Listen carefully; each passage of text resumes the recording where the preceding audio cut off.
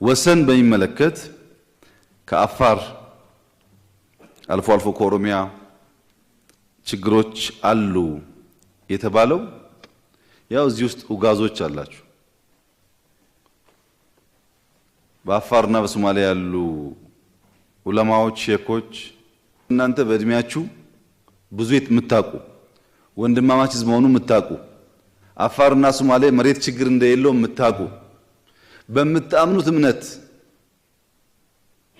በየቀኑ በምታረጉት ዱዓ አልሙስሊም አኩል ሙስሊም እያላችሁ ሶማሊያ አፋር ከገደለ ምን ዋጋ አለው? እስላም አይደላችሁ ማለት እኮ ነው።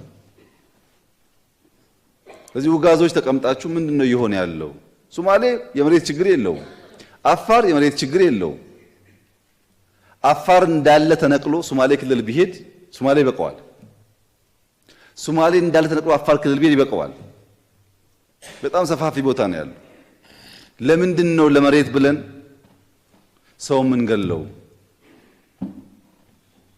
የሚለውን ተወያይታችሁ ሙስጠፌና አወልን መክራችሁ እንዲተጋገዙ አድርጋችሁ መፍታት አለባችሁ። ይሄን ለመፍታት ስትሄዱ የሚያስፈልግ ድጋፍ ካለ የፌደራል መንግስት ሁሌም ከጎናችሁ ነው።